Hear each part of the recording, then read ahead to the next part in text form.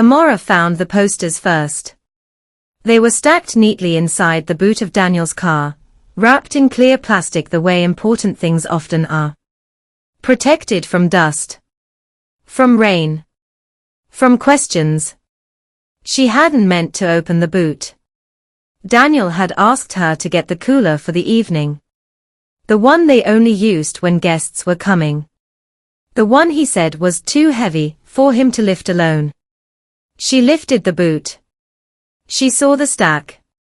Her name met her eyes before her mind could catch up. Mrs. Amara Williams. The photo was familiar. Too familiar. One of the few pictures she liked of herself. Soft lighting. Calm smile. Taken at home, not an event. She didn't scream. Didn't gasp.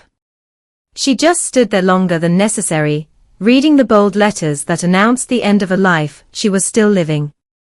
Under the posters was another document, folded carefully. This one made her hands cold. A medical report. From a private hospital on Palm Street. Cause of death. Sudden food poisoning leading to cardiac arrest. Time of death, 8:45 p.m. Doctor's signature. Hospital stamp. Everything complete. She checked the time on her phone. 3:20 p.m. That was when understanding arrived, not loudly, not dramatically, but with the quiet confidence of something that had been waiting. This was never a celebration. The dinner had been Daniel's idea. He had announced it weeks earlier, with a smile that felt slightly rehearsed. A monthly family dinner, he had said. Something consistent. Something respectable. Later, he changed the wording. Actually, he added, casually, let's make this one special. Our anniversary is close anyway.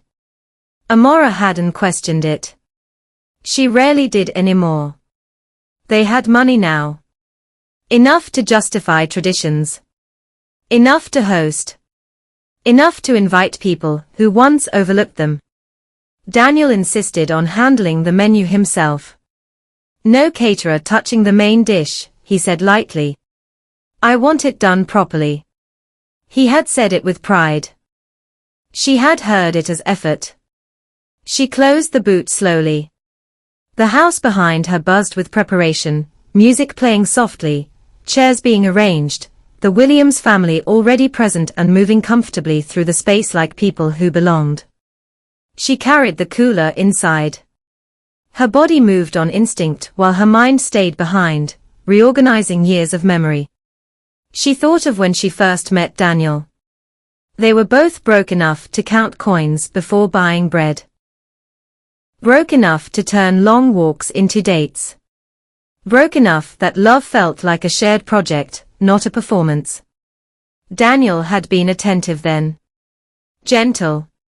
When he spoke, he looked at her like he wanted to understand, not win. When they married, there were no speeches about wealth or legacy. Just promises said plainly, because they still believed plain things lasted. The money came later. Quietly at first. Then loudly enough to change the temperature of rooms. Daniel adapted quickly. Amara adapted carefully. She didn't notice when irritation replaced affection. Because irritation didn't bruise. It didn't shout. It sighed. The Williams family had always been polite. That should have bothered her more. They praised her calmness. Thanked her for her support. Spoke about her like someone whose contribution had already been recorded.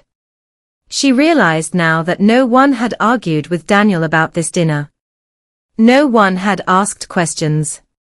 Because they had already agreed on the ending. She went upstairs and sat on the edge of the bed. She didn't cry.